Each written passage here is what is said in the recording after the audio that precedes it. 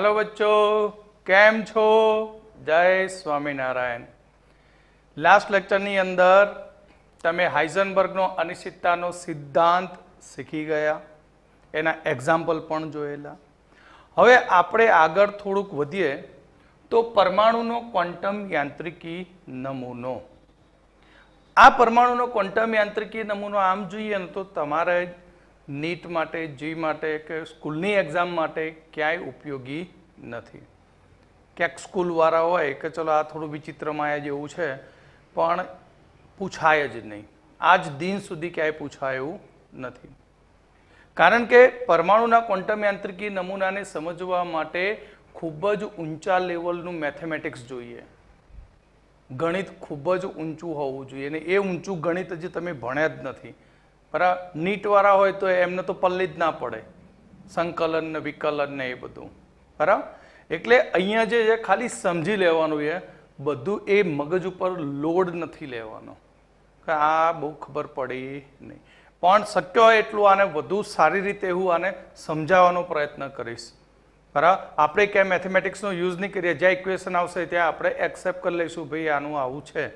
બરાબર, તો સૌથી પહેલું પરમાણુનો ક્વોન્ટમ યાંત્રિકી નમૂનો કેમ જરૂર પડી કે અત્યાર સુધી આપણે જે મોટાભાગના પદાર્થોની ગતિ વિશે વાત કરીએ કે દોડતી ટ્રેન છે, પથ્થર પડવું, ગ્રહોનું ફરવું, એ બધામાં ક્લાસિકલ મિકેનિક્સનો ઉપયોગ થાય છે.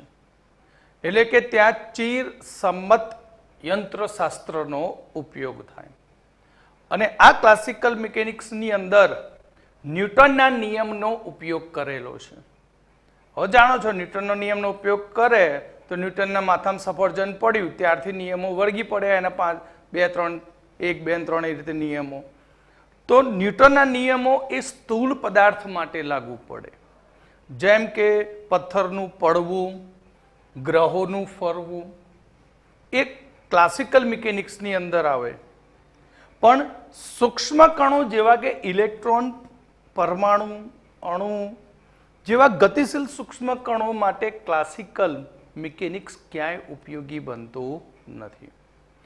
કારણ કે ક્લાસિકલ મિકેનિક્સની અંદર દ્રવ્યની દ્વૈત વર્તણૂક એટલે દ્વિસ્વભાવ, બીજું અનિશ્ચિતતાના સિદ્ધાંત, આ બધાને અવગણવામાં આવેલા છે. સિમ્પલ વસ્તુ છે, ન્યૂટન જ્યારે જન્મ્યા ત્યારે આ બધા હતા જ નહીં. હાઇઝનબર્ગ ને એ બધા, આ બધી 1926, 27, 28, 29ની વાતો છે આ બધી. બરાબર, જ્યારે પહેલાં તો 1800માં ન્યૂટન. એટલે આ બધું તો એમાં આ તો લાગુ પડે નહીં. એટલે ક્લાસિકલ યંત્રશાસ્ત્રની અંદર ક્યાંય સૂક્ષ્મ કણો જેવા કે ઇલેક્ટ્રોન, પરમાણુ, અણુ માટે ક્યાંય દ્વૈત સ્વભાવની વાત કરી નથી. પણ જે ક્વોન્ટમ યંત્રશાસ્ત્ર છે એ ક્વોન્ટમ યંત્રશાસ્ત્ર કે જે વિજ્ઞાનની એવી શાખા છે કે જેમાં દ્રવ્યની દ્વૈત વર્તણૂકને ધ્યાનમાં લીધી છે. દ્રવ્યની દ્વૈત વર્તણૂકને ધ્યાનમાં લીધી. તો વિજ્ઞાનની જે શાખા દ્રવ્યની દ્વૈત વર્તણૂકને ધ્યાનમાં લે છે તેને કહેવામાં આવશે ક્વોન્ટમ યંત્રશાસ્ત્ર. દ્વૈત વર્તણૂક મતલબ આગળ ભણી ગયા તમે, ફોટોનને કણ પ્રકૃતિ પણ હતી અને તરંગ પ્રકૃતિ પણ હતી, એટલે વિકિરણની દ્વૈત વર્તણૂક ભણી ગયા. તો એ જ પ્રમાણે સૂક્ષ્મ કણો જેવા કે ઇલેક્ટ્રોન, પરમાણુ કે અણુ માટેની વાત કરીએ તો ક્વોન્ટમ મિકેનિક્સ મુજબ તે કણ તરીકે અને તરંગ તરીકે અવલોકી શકાય છે. કણ તરીકે અને તરંગ તરીકે પણ અવલોકી શકાય છે. બેનિફિટ શું થયો ક્વોન્ટમ યંત્રશાસ્ત્રનો કે આપણે સ્થૂળ પદાર્થ માટે માત્ર ક્લાસિકલ મિકેનિક્સનો ઉપયોગ કરી શકીએ છીએ, પણ ક્વોન્ટમ યંત્રશાસ્ત્ર તો સૂક્ષ્મ કણો ઉપર લાગુ પડે અને ગતિના જે નિયમો છે એ નિયમો એ સૂક્ષ્મ કણ માટે પણ લાગુ પડી શકે. શાની અંદર? ક્વોન્ટમ યંત્રશાસ્ત્રમાં. પરંતુ આ જ ક્વોન્ટમ યંત્રશાસ્ત્ર એ સ્થૂળ પદાર્થ માટે પણ લાગુ પાડી શકાય. અને સ્થૂળ પદાર્થ ઉપર લાગુ પાડીએ ત્યારે ક્લાસિકલ મિકેનિઝમ મિકેનિક્સ લગાવવાથી જે પરિણામ મળે છે તે જ પરિણામ સ્થૂળ પદાર્થ માટે ક્વોન્ટમ યંત્રશાસ્ત્રમાં પણ મળે છે.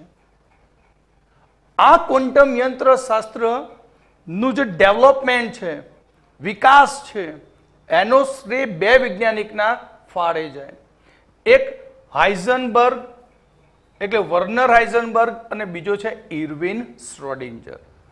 કારણ કે વર્નર હાઇઝનબર્ગે સૂક્ષ્મ કણોની અનિશ્ચિતતાનો સિદ્ધાંત આપેલો. યાદ છે સૂત્ર તમને? Delta X into delta P greater than is equal to H upon 4π. બીજો હતું delta X into delta V greater than is equal to H upon 4πm. હાઇઝનબર્ગે બીજું પણ ઉર્જા અને સમય માટેની અનિશ્ચિતતાનું સૂત્ર આપ્યું હતું, delta E into delta T greater than is equal to H upon 4π. તો આપણે ખાસ હવે ઇરવિન શ્રોડિંજર આવશે. ઇરવિન શ્રોડિંજર એમ ધારતા હતા કે સ્થૂળ પદાર્થ એ ચોક્કસ પથ ઉપર મુસાફરી કરી શકે છે. એટલે ધારો કે અહીંયા કોઈ પદાર્થને આપણે ફેંકીએ અહીંયાથી, તો એ પદાર્થ આ રીતે આગળ આમ પડશે. તો તમે દરેક બિંદુએથી તેની ચોક્કસ માહિતી આપી શકો. કોના માટે? સ્થૂળ પદાર્થ માટે. પણ એમને કહ્યું કે ઇલેક્ટ્રોન જેવા સૂક્ષ્મ કણ હોય તો તે શરૂઆતના કોઈ એક બિંદુએ કણ સ્વરૂપે હોય અને જ્યારે એ મુવમેન્ટ કરે ત્યારે તે તરંગની જેમ અવકાશમાં વિસ્તરે છે. ત્યારે તે તરંગ સ્વરૂપે અવકાશમાં વિસ્તરણ પામતા હોય છે.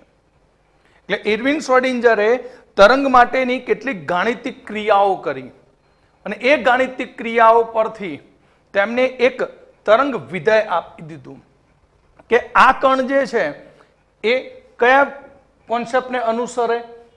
કયા કોન્સેપ્ટને? ક્લાસિકલ કોન્સેપ્ટને. તો ક્લાસિકલ કોન્સેપ્ટને બદલે તેમને નવો કોન્સેપ્ટ મૂકી દીધો, સૂક્ષ્મ કણ માટેનો તરંગ કોન્સેપ્ટ. અને એ તરંગ કોન્સેપ્ટ માટે એમને એક તરંગ વિધેય આપી દીધું.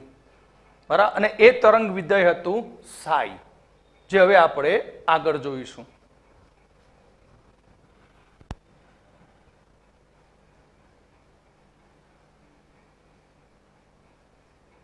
તો આપણે શ્રોડિંજરે કહ્યું કે સ્થૂળ પદાર્થ હોય તો એ સ્થૂળ પદાર્થ આપણે કોઈ જગ્યાએથી ફેંકીએ તો એનો પથ આ રીતે બને.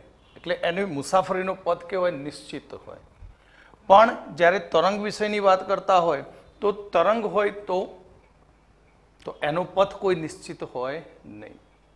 જો ઇલેક્ટ્રોન જેવા સૂક્ષ્મ કણને આપણે તરંગ સ્વરૂપ ધારતા હોય એનું, તો તેનો પથ કોઈ નિશ્ચિત ન હોય, તો તેવા ઇલેક્ટ્રોન માટે એક નવું ફંક્શન રજૂ કર્યું, એક વિધેય રજૂ કર્યું, જેને કહેવામાં આવ્યું તરંગ વિધેય કહે છે.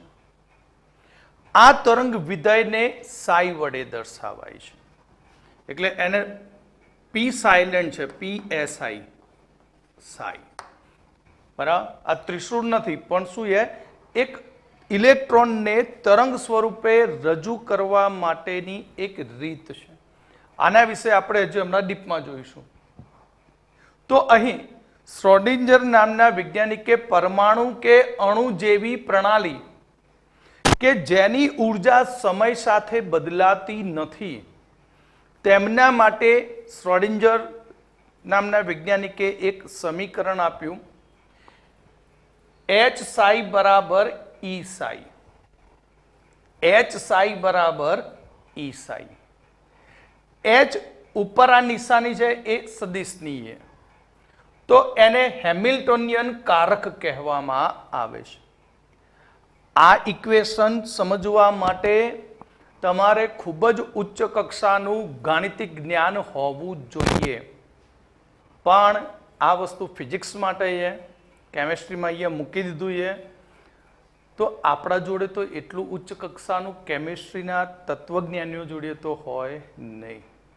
એટલે આ ઇક્વેશનને આપણે હશે ભાઈ શ્રોડિંજર સાહેબે આપ્યું તો એ સાચા જ હશે ને, એમના ઉપર કોઈએ કશું શંકા કરી નથી અને એમને સાચું તારવીને આપ્યું છે ઇક્વેશન આ રહ્યું ગાણિતિક રીતે. પણ એટલું નોલેજ હજુ તમે તો 11-12માં છો, અને એમાં પણ બાયોલોજીવાળા મોટા ભાગે છે. મેથ્સમાં પણ હજુ તો ઇન્ટ્રીગેશન, ડબલ ઇન્ટ્રીગેશન, બરાબર, એ બધું બાકી, ડેરિવેશન કે વિકલન બધા બાકી છે, અથવા દ્વિતીય વિકલન, સિંગલ વિકલન, એ બધું, એ બધાનો ઉપયોગ કરેલો ફંડા અટ્ટા મટ્ટા અટ્ટા જે હોય. પણ આપણે યાદ રાખીશું કે અહીંયા હાઇડ્રો પરમાણુ અને અણુ કે જેની ઉર્જા સમય સાથે બદલાતી નથી, તેના માટે શ્રોડિંજર સમીકરણ H psi બરાબર E psi. H એ હેમિલ્ટોનિયન કારક છે, E આખી સિસ્ટમની કુલ ઉર્જા છે. હવે સિસ્ટમ એટલે કોણ? પરમાણુ કે અણુ. શાનો બનેલો છે? ઇલેક્ટ્રોન, પ્રોટોનનો. તો એ પ્રણાલીની કુલ ઉર્જા એ તેની સ્થિતિ ઉર્જા અને ગતિ ઉર્જાનો સરવાળો છે. કારણ કે ઇલેક્ટ્રોન પ્રોટોન ગતિમાં હોય તો એની ગતિ ઉર્જા હોય. બીજું કે તેમની વચ્ચે ઇલેક્ટ્રોન પ્રોટોન વચ્ચે આકર્ષણ બળ લાગતા હોય. બીજા એમના પોતાના ઇલેક્ટ્રોન વચ્ચે અપાકર્ષણ હોય. કેન્દ્રમાં પ્રોટોન વચ્ચે અપાકર્ષણ હોય. તો એ ઇલેક્ટ્રોન વચ્ચેનું આકર્ષણ બળ, ઇલેક્ટ્રોન વચ્ચેનું અપાકર્ષણ બળ, કેન્દ્ર વચ્ચેનું અપાકર્ષણ બળ, ઇલેક્ટ્રોન કેન્દ્રો વચ્ચેનું આકર્ષણ બળ અને ઇલેક્ટ્રોન પ્રોટોનની ગતિ, આ બધાનો ઉર્જાનો સરવાળો, એટલે એને કહેવામાં આવશે. તો વિલિયમ હેમિલ્ટન નામના વૈજ્ઞાનિકે અહીંયાથી આગળ વધવાની શરૂઆત કરી. તો તેમણે હાઇડ્રોજન પરમાણુ માટે શ્રોડિંજરનું એક તરંગ સમીકરણ આપી દીધું કે હાઇડ્રોજન પરમાણુનો ઇલેક્ટ્રોન જ્યારે કેન્દ્રની આસપાસ પ્રદક્ષિણા કરતો હોય તો એનો પથ નિશ્ચિત નથી હોતો, એ તરંગ સ્વરૂપે ગતિ કરે. હવે તરંગ સ્વરૂપે ગતિ કરતો હોય તો એમે 3 ડાયમેન્શનમાં આ રીતે અક્ષો લઈ લીધી, એક્સ, વાય અને ઝેડ. તો એક્સ અક્ષની દિશામાં એનું ઉર્જા, વાય અક્ષમાં એનું સ્થાન અને ઝેડ અક્ષ બાજુ એનું સ્થાન અને તેની ઉર્જા માટે એક તરંગ વિધેય સમીકરણ આપી દીધું કે del x square plus del Y square, del square psi upon del x square plus del square psi upon del Y square, del square psi upon del Z square plus 8 pi square એમ upon H square E minus વી psi બરાબર 0. એટલે આ equation એ પરમાણુમાં electron એ એની ગતિ દરમિયાન એ કયા સ્થાન ઉપર હશે અને તે કયા ઉર્જા સ્તરમાં હશે તેના વિશેની અહીંયા માહિતી મળે. તો અહીંયાથી જે ઇલેક્ટ્રોનની સ્થાન અને ઉર્જા માટેના જે પણ ઉકેલો મળશે એ બધા જ ઉકેલો કંઈ સ્વીકાર્ય હોતા નથી. બરાબર, તમે જાણો છો, બોરમાં ભણી ગયા કે ઉર્જા સ્તરો કેટલા હતા? n બરાબર 1 2 3 4 5 6 7. તો અહીં ઇલેક્ટ્રોન માટેના સ્થાન અને તેના ઉર્જા સ્તરો કઈ બધા સ્વીકાર્ય હોતા નથી, કારણ કે ઇલેક્ટ્રોન એક ક્વોન્ટીકૃત ઉર્જા ધરાવે છે. તમે ભણ્યા હતા, યાદ કરો કે ઇલેક્ટ્રોન અહીંયાથી અહીંયા હોય તો આની કઈ ચોક્કસ ઉર્જા હોય -13.6 ઇલેક્ટ્રોન વોલ્ટ, અહીંયા માઇનસ જે હતી 3.4 ઇલેક્ટ્રોન વોલ્ટ. વચ્ચેના ભાગમાં કોઈ ઉર્જા હોય નહીં. કેમ? કારણ કે ઇલેક્ટ્રોનની ઉર્જા એ ક્વોન્ટીકૃત થયેલી હોય છે. કેવી થયેલી હોય? ક્વોન્ટીકૃત થયેલી હોય છે. તો આ સમીકરણની મદદથી ઇલેક્ટ્રોનનું સ્થાન અને ઉર્જા નક્કી કરવાના ઘણા ઉકેલો મળે, પણ દરેક ઉકેલ સ્વીકાર્ય હોતો નથી. જેમ કે તમે દ્વિઘાત સમીકરણ મેથ્સમાં ભણીને આવ્યા 10માં કે દ્વિઘાત સમીકરણ કોઈ આવે એવું સમીકરણ કે જેનો ઉકેલ ના મળે, ધારો કે આવું એક સમીકરણ હતું તમે ભણ્યા હતા, ax square plus bx plus c બરાબર 0, આવું સમીકરણ હોય તો એના x ના 2 ઉકેલો મળે છે. તો એ 2 ઉકેલમાંથી તમે એક જ ઉકેલ પસંદ કરો છો, બંને ઉકેલ સ્વીકાર્ય હોતા નથી. તો આ શ્રોડિંજરના તરંગ સમીકરણ પ્રમાણે ઇલેક્ટ્રોન માટે ઉર્જા અને તેના સ્થાન માટેના બધા ઉકેલો સ્વીકાર્ય હોતા નથી. ઓકે, તો આ સમીકરણની અંદર તમારે યાદ રાખવાનું છે, આ સમીકરણ વર્ષો પહેલા કોમ્પિટિટિવ એક્ઝામમાં પૂછાઈ ગયેલું છે. Del square psi upon del x square plus del square psi upon del Y square plus del square psi upon del Z square plus 8 pi square એમ upon H square E minus વી psi બરાબર 0. આ ત્રણેય dimension માટેનું equation છે. તમે only x અક્ષ માટેનું લો તો આ બંને નીકળી જાય, બરાબર. વાય અક્ષ માટે લો તો એક્સ અને ઝેડ નીકળી જાય, અને એકલી ઝેડ દિશાની વાત કરો તો એકલું ઝેડનું પદ આવે. એવું જરૂરી નથી બધા પદ હોઈ શકે. એમસીક્યુમાં પૂછી દે બહુ ઊંચા લેવલની એક્ઝામમાં, એડવાન્સમાં કે એમાં, કે એક્સ અક્ષની દિશામાં પરિભ્રમણ એક્સ અક્ષની દિશામાં ઇલેક્ટ્રોનનું સ્થાન અને તેની ઉર્જા શ્રોડિંજર સમીકરણ પ્રમાણે કેટલી થાય? તો del square X plus del square psi upon del x square plus 8 pi square M upon A square E minus V psi બરાબર 0. આ બે પદ આવે નહીં. ઓકે, તો del square psi upon del x square શું છે?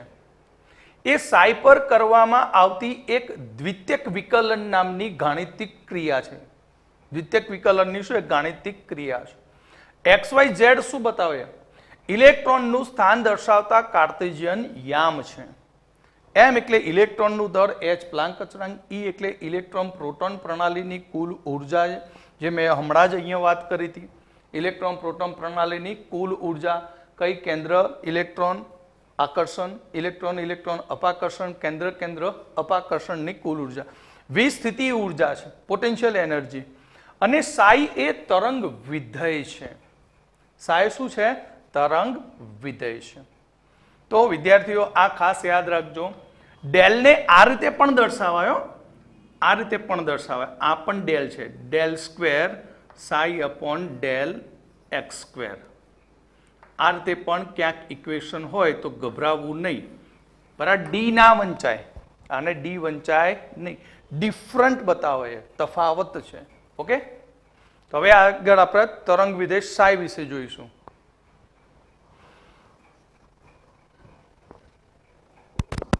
તો આપણે ઇલેક્ટ્રોનની પોઝિશન અને ઉર્જા દર્શાવવા માટે આપણે કોનો ઉપયોગ કર્યો? સાઈનો. સાઈ એ તરંગ વિધેય છે જે ઇલેક્ટ્રોનનું સ્થાન અને ઇલેક્ટ્રોનના ઉર્જા વિશે માહિતી આપશે, ઉર્જા સ્તર વિશે. એનો કોઈ ભૌતિક અર્થ જ નથી, એટલે આની કોઈ વ્યાખ્યા જ ના બને. માત્ર એ આપણે એક કલ્પના જેવું છે કે ઇલેક્ટ્રોન એક્સ દિશામાં છે, વાય દિશામાં છે, ઝેડ દિશામાં, અને એ કયા ઉર્જા સ્તર ઉપર છે એના વિશેની એક કલ્પના છે. તો શ્રોડિંજરનું સમીકરણ જ્યારે આપણે હાઇડ્રોજન પરમાણુ ઉપર લાગુ પાડીએ છીએ ત્યારે એના ઉકેલો જે મળશે એ ઉકેલની મદદથી આપણે ઇલેક્ટ્રોનનું ઉર્જા સ્તર કે જે ઇલેક્ટ્રોન ધરાવી શકે છે અને તે દરેક ઉર્જા સ્તરને અનુરૂપ શું હોય? તરંગ વિધેય હોય છે. ઇલેક્ટ્રોન માટેના ઉર્જા સ્તર તમે જાણો છો કયા કયા હતા? n બરાબર 1 2 3 4 5 6 7 8 9 એ રીતે હતા. એટલે ધારો કે અહીંયા આપણું પ્રથમ ઉર્જા સ્તર હોય તો તેની ઉર્જા E1, તો તેનું સ્વીકાર્ય તરંગ વિધેય ઇલેક્ટ્રોન માટેનું શું થાય? psi1 થાય. બીજા ઉર્જા સ્તર માટે હોય તો E2, તો એનું તરંગ વિધેય psi2. ત્રીજું ઉર્જા સ્તર E3, તો તેનું તરંગ વિધેય ઇલેક્ટ્રોનનું psi3 થાય. એમ psi4, psi5, psi6, psi7 હોઈ શકે.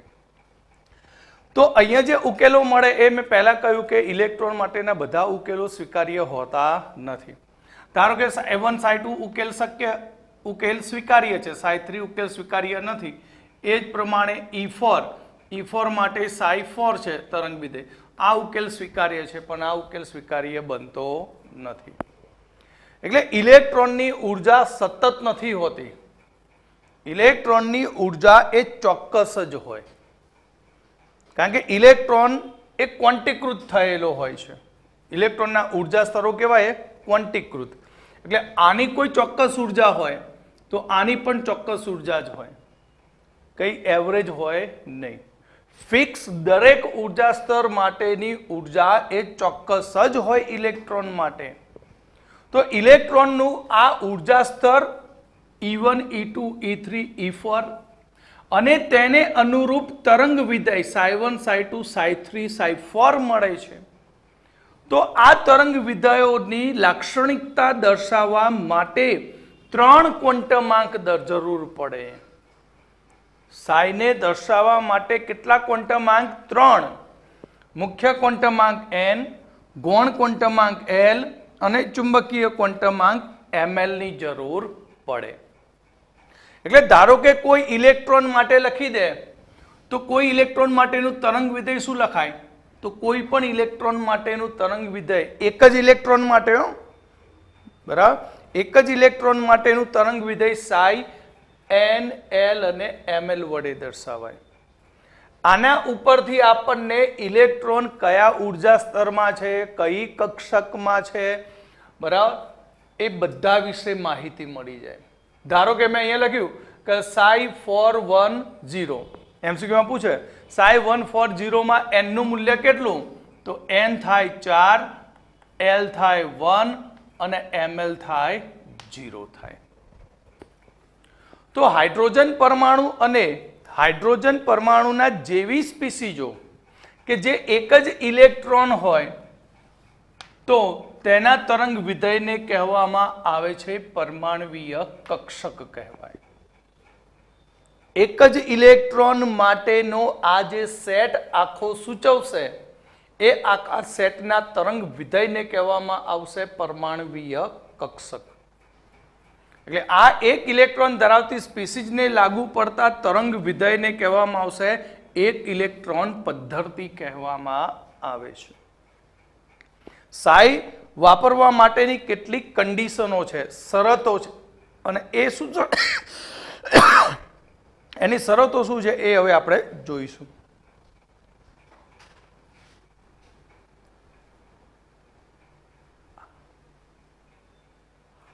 તો પરમાણવીય કક્ષક છે શું?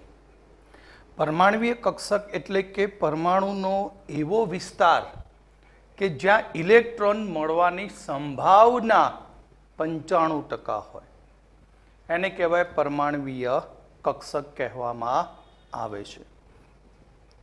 તો સાઈ સ્ક્વેર હવે જોઈએ. સાઈ સ્ક્વેર એટલે શું?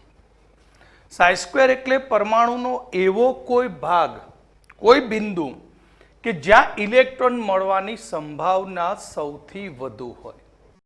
તો પરમાણવીય કક્ષક કોને કહેવાય? કે પરમાણુના કેન્દ્રની આસપાસનો એવો વિસ્તાર કે જ્યાં ઇલેક્ટ્રોન મળવાની સંભાવના 95% કે તેથી વધુ હોય.